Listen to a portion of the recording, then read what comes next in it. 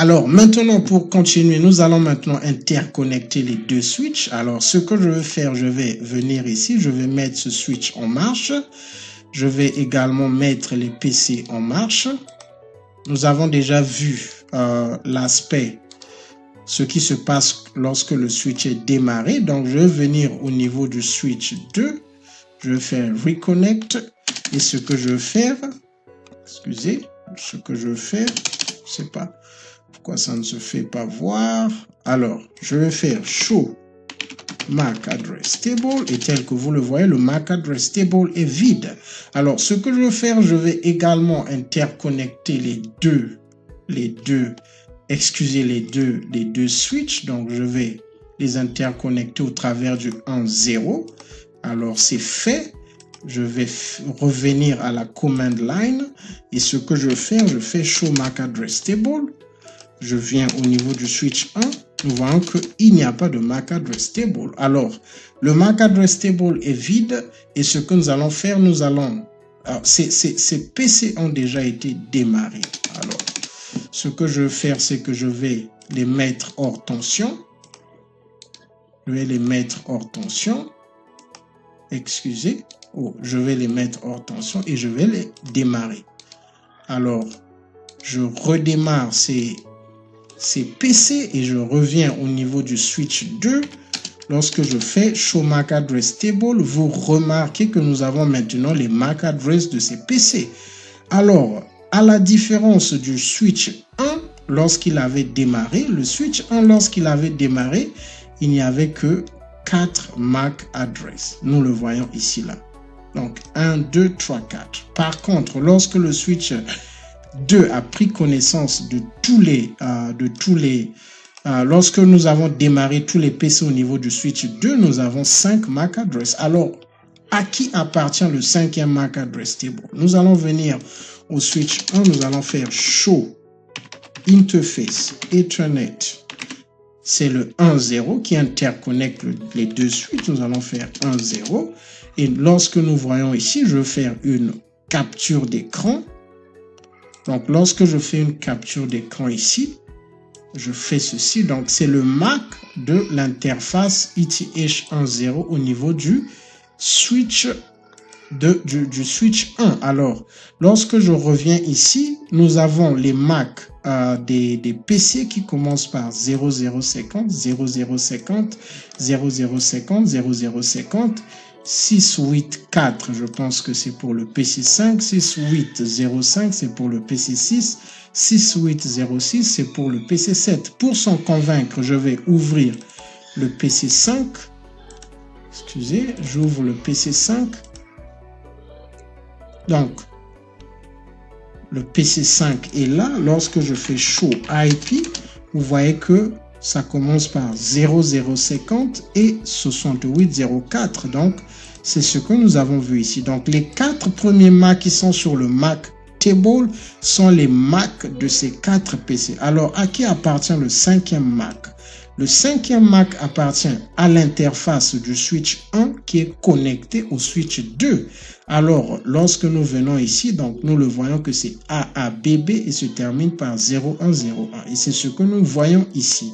Alors, ce qui se passe, c'est que lorsque ces équipements ont communiqué pour la première fois et lorsque ces messages sont partis, ils ont découvert ce switch en répondant à ce switch a découvert le MAC le switch 2 a découvert le MAC de l'interface du switch 1 auquel il est connecté. Alors, lorsque nous revenons ici, nous allons faire la même chose. Excusez. Alors, nous allons faire Show MAC Address Table. Nous voyons que ici également, le switch 1 a pris connaissance des MAC qui viennent de ce PC. De ce switch, donc ils sont connectés à ce switch. Donc, le fait que ces PC ont communiqué et le switch 1 a aussi pris connaissance des MAC de ces PC. À la différence, donc, au niveau du switch 2, c'est le 0101. Au niveau du switch 1, excusez, au niveau du switch 2, le MAC de l'interface du switch 1 c'est le 0101, donc de cette interface. Par contre, au niveau du switch 1, le MAC de l'interface du switch 2, donc c'est cette interface, c'est le 0201. Donc pour s'en convaincre, nous pouvons faire show interface Ethernet 10 et tel que nous le voyons, c'est le 0201. Donc c'est la logique lorsque les deux équipements sont interconnectés. Alors nous allons revenir au niveau du switch 2, nous allons faire show MAC address table. Les MAC sont toujours là. Normalement, ce que je voulais illustrer, c'est le fait que nous avons, lorsque nous faisons show MAC address table, nous faisons ça, nous avons le edging time. Le edging time, c'est la durée de vie parce que maintenant, je reviens sur le MAC table. Le MAC table met le VLAN. Donc, nous allons voir l'aspect du VLAN plus tard. Donc, pour l'instant, je vais me focaliser sur ces trois cases. Donc, lorsque le switch découvre un MAC address, il met l'adresse physique, donc le MAC address de l'équipement. Il met le type. Le type, ça veut dire que c'est dynamiquement qu'il a découvert. Donc, il y a le mode statique que nous configurons, mais ici, c'est dynamique. Et le switch met aussi le port par lequel il a découvert le MAC. Donc, pour le cas du PC5, nous le voyons, c'est le ETH00. C'est par le ETH00 que le switch 2 a découvert le MAC du PC5. Par contre, lorsque nous revenons au niveau du switch 1 qui est ici, vous remarquez qu'il a pris connaissance de tous les Mac au travers du même interface. Donc ça aussi c'est un élément très important parce que dans la perspective du switch 1, tous les Mac qu'il a découverts viennent de cette interface et ils sont arrivés par cette interface. Donc voilà pourquoi il a mis 010 associé à tous les Mac. Le PC2, lorsqu'il découvre chaque Mac, le Mac de chaque PC, il associe cela au port auquel le PC est connecté. Donc pour le PC5, c'est le 00, pour le PC6, c'est le 01, pour le PC7, c'est le 02, pour le PC8, c'est le 03, ce qui est logique. Par contre, le PC1 découvre tous les Mac par la même interface, donc le 10. Donc, le switch, dans la perspective du PC1, j'ai pris connaissance de ces Mac au travers du ETH10. Donc, ça pouvait être la même chose, même si on avait 50 switches. Chaque switch met le Mac dans le Mac table et l'interface par laquelle il a découvert le Mac. Donc, ça, c'est aussi un élément très important à comprendre. Donc, je vais revenir ici. Je me demande si c'est flash. Alors, nous voyons, c'est ce que je voulais. Donc, nous voyons maintenant que nous n'avons plus qu'un seul Mac. Donc, au niveau du switch 2, nous n'avons que le Mac de l'interface. Donc, cette interface. Au niveau du switch 1, nous allons faire la même chose. Nous n'avons plus qu'un seul Mac. C'est le Mac de cette interface. Alors, pourquoi? Alors, qu'est-ce qui se passe lorsque je viens ici? C'est ce que je voulais illustrer. Si je fais edging time, je fais le point d'interrogation. Donc, je vais juste valider. Le edging time, c'est 300 secondes. Qu'est-ce que cela veut dire? Lorsque le switch prend connaissance d'un Mac dynamiquement, il le met dans le Mac table pour une durée de 300 secondes. Donc, pendant les 300 secondes, si l'équipement ne communique pas, le switch, qu'est-ce qu'il fait? Il flash. Et donc, il efface ses Mac de son Mac table. Donc, ça, c'est un élément important à comprendre. Bien sûr que cette valeur peut être changée par la configuration. Donc, ça, c'est aussi important à comprendre. Alors, pour l'instant, je ne veux pas rentrer dans les modifications. Nous voulons juste voir le comportement par défaut. Comment est-ce que le switch fonctionne sans configuration. Donc, nous n'avons rien configuré. Alors, nous allons maintenant initier une communication entre le PC5 et le PC1. Donc, une communication d'un PC qui est de ce côté au PC qui est de l'autre côté. Alors, nous allons partir dans le PC 5 et ce que nous allons faire ping 172.16.1.1, donc qui est l'adresse IP du PC 1. Alors, avant de ping, je vais encore revenir ici. Nous voyons qu'il n'y a qu'une seule interface. Alors, ces MAC adresses restent en permanence dans les MAC tables simplement parce que lorsque les équipements fonctionnent, ils communiquent au travers des protocoles. Donc, ces protocoles communiquent à des intervalles de 2 secondes, 5 secondes, 10 secondes, 20 secondes. Voilà pourquoi ces MAC vont rester en permanence parce que ces protocoles utilisent le MAC. En fait, lorsqu'ils communiquent, bien sûr, il y aura le MAC qui sera dans leur message. Alors, nous allons revenir ici au niveau du PC5. Nous allons valider notre ping. Il y a un timeout.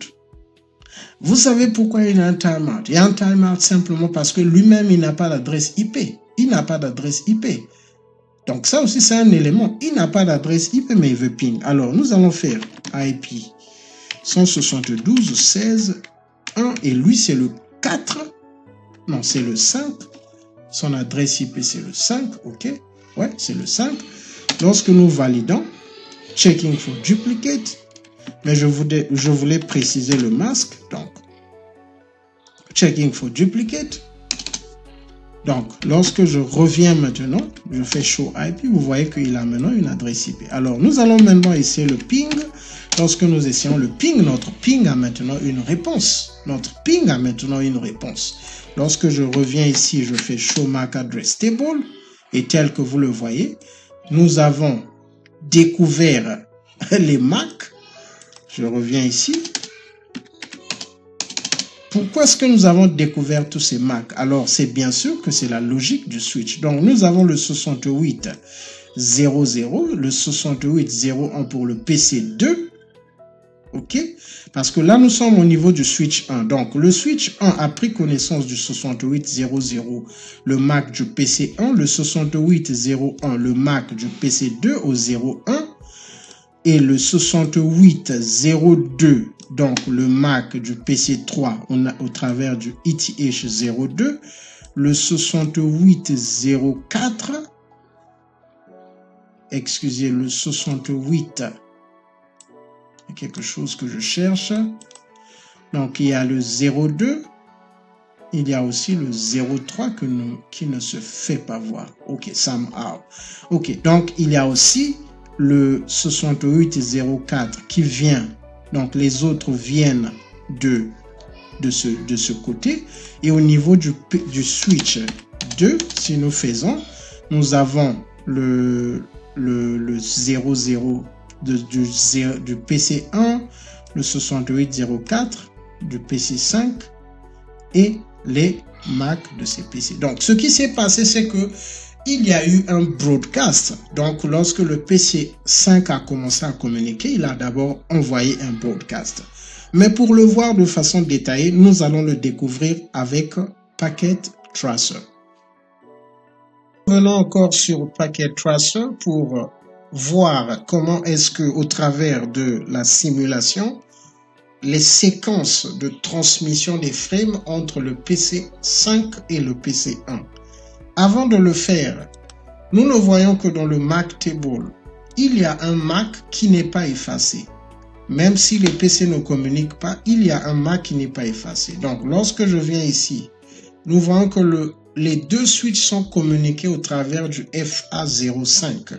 Et lorsque je reviens ici, le MAC qui est dans ce switch, le switch 2, qui est ici, c'est le MAC associé au FA05. Donc, c'est le MAC de cette interface. Du switch 3 également, c'est le MAC associé au FA05, donc qui est le MAC de cette interface.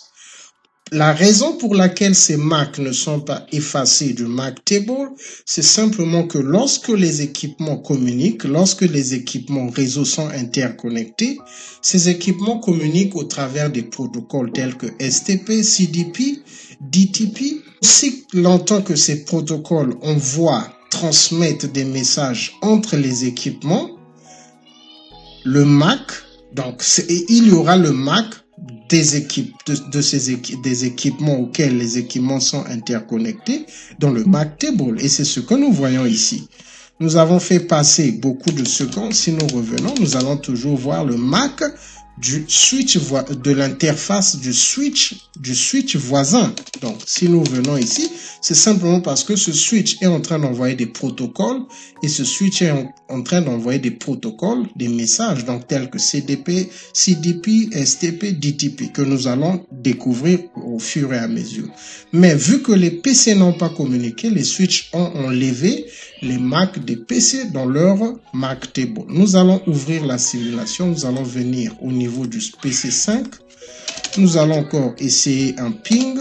Lorsque nous le faisons, nous voyons que le premier message qui est envoyé par le PC5 est un ARP qui est envoyé par le switch à tous les PC qui sont connectés à ce switch, et ce switch aussi est envoyé à tous les PC. Et donc, les messages qui suivent sont maintenant des ICMP. C'est l'aspect que je voulais montrer avec Packet Tracer, parce que GNS3 ne nous montre pas ces séquences. GNS3, c'est vrai, c'est un peu plus avancé, mais en termes de communication, pour voir un peu les séquences de communication, Packet Tracer a l'avantage de le faire. Donc, si je remonte, tel que nous le voyons, je vais mettre fin, je pense. Je veux juste mettre fin à cette simulation et remonter afin de revoir. Donc, le PC5, le message qu'il envoie, c'est un ICMP. Mais pour qu'il puisse envoyer le ICMP, il ne connaît pas le MAC du PC1. Donc, ce qu'il a fait, il a envoyé un ARP. OK? Le PC5 a envoyé un ARP au switch 3 qui est ici. Le switch 3 a envoyé le ARP au PC 6, 7 et 8 qui sont connectés à lui. Le switch 3 a également envoyé un ARP au switch 2. OK? Le switch 2 a envoyé le ARP à tous les PC. À tous les PC qui sont connectés à lui.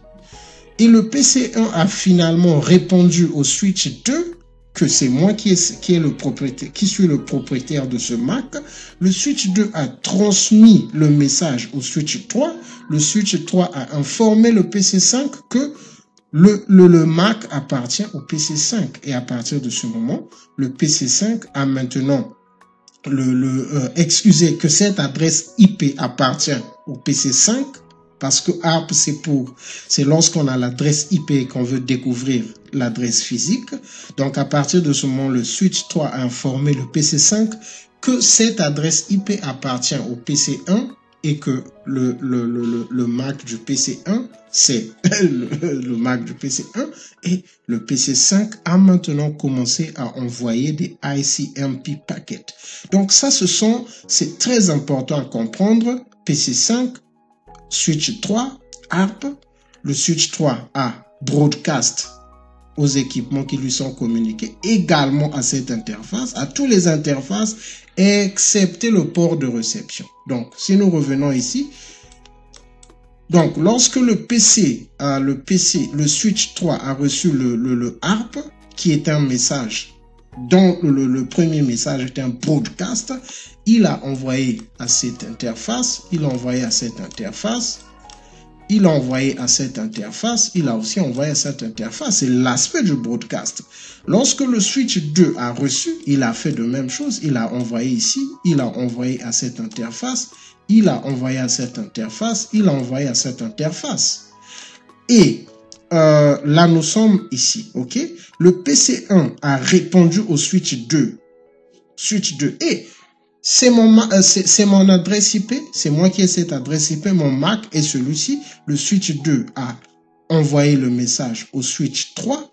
Le switch 3 a maintenant livré le ARP. Et là, la deuxième étape du ARP, c'est un unicast. Donc, c'est destiné uniquement. Donc, le PC5 a envoyé au PC, le PC1 plutôt a envoyé le PC5. Les switches font passer juste les messages. Donc, le PC1 a envoyé au switch 2, le switch 2 a transmis au switch 3, le switch 3 a livré au PC5 auquel le message est destiné. Donc, le premier message du ARP a été un broadcast transmis à tous les équipements du LAN, le PC 6, 7, 8, 1, 2, 3, 4, et la réponse du ARP, donc du PC1 au PC5 est un unicast transmis uniquement au PC5, et à partir du moment où le PC5 a pris connaissance de l'adresse physique de destination, à partir de ce moment, le PC5 excusez, a commencé à envoyer les ICMP que nous voyons ici. Donc, c'est cette logique. Donc, voilà pourquoi de temps en temps, nous allons faire avec GNS3 et nous allons aussi faire avec Packet Tracer.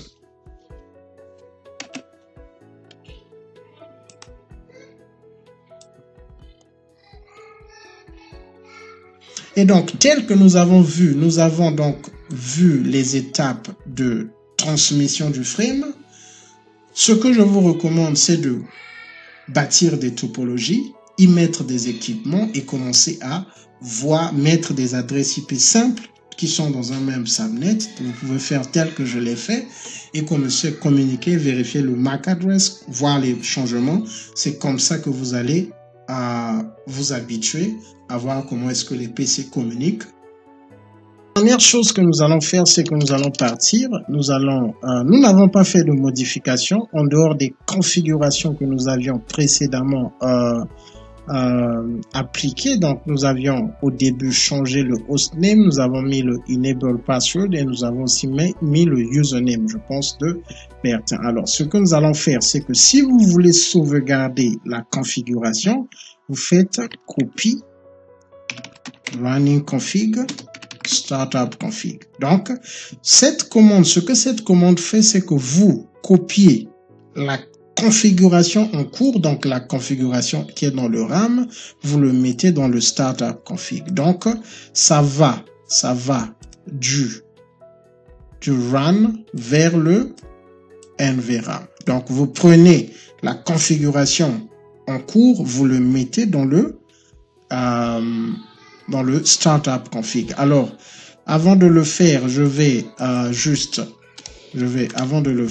encore faire cette vérification. Si je fais show run, c'est la même chose que show running config. Donc, c'est juste, c'est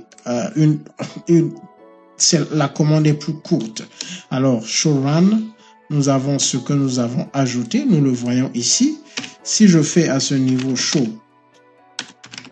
startup config, si nous partons au 2.0, vous allez remarquer qu'il n'a pas le interface, la description que nous avons ajoutée. Alors, ce que je vais faire, je vais maintenant faire copie running config startup config. Cette commande, nous pouvons aussi la mettre en des petits mots. Run start, c'est la même chose. C'est la même chose que faire running config startup config. Run start. OK. Donc, nous allons faire copy run start. Lorsque nous le faisons, il nous demande la destination. Je valide. Override previous NVRAM. Donc, en lisant ici, warning, attempting to override an NVRAM configuration previously written by a different version of the system image. Donc, il nous avertit que nous voulons ajouter des éléments sur le NVRAM. Override the previous NVRAM configuration. Est-ce que vous voulez ajouter override? Donc, vous voulez ajouter des éléments sur le NVRAM? Nous disons oui. Alors, il nous dit que oui, ça a été fait. Alors, ce que nous allons faire, nous allons rappeler les mêmes commandes. Show run. Nous voyons que le show run ne va pas changer parce que c'est toujours la configuration en cours. Ce qui nous intéresse effectivement, c'est le show startup. Show start. Je pense que si nous faisons show start, il nous montre maintenant. Donc, dans le show startup config, nous avons maintenant le hostname qui a changé. Avant, le Show Startup nous montrait juste IOU, même lorsque la configuration était déjà changée. Et lorsque nous venons au niveau des interfaces, vous voyez que avant le Show Startup nous montrait plus de détails, c'est ce que ça nous montrait.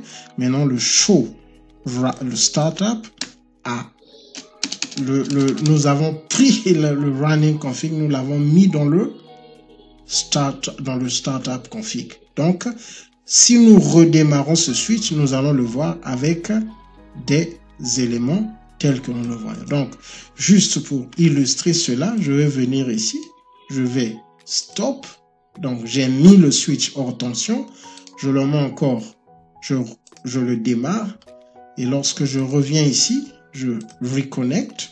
J'espère que ça a marché parce que il faut aussi noter que ce sont des applications. Ça peut ne pas fonctionner.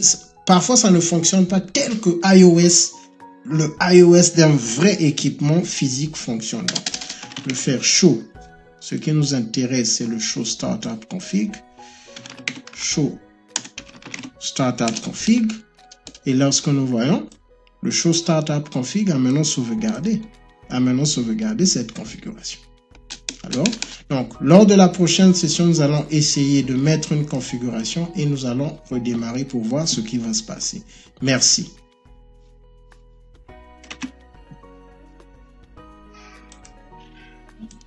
Merci de nous avoir suivis. Si vous avez aimé cette session, je vous prie de like. Si vous n'êtes pas abonné, je vous suggère, je vous encourage de vous abonner à notre page. Nous nous retrouvons lors de la prochaine session pour continuer. Merci, que Dieu vous bénisse.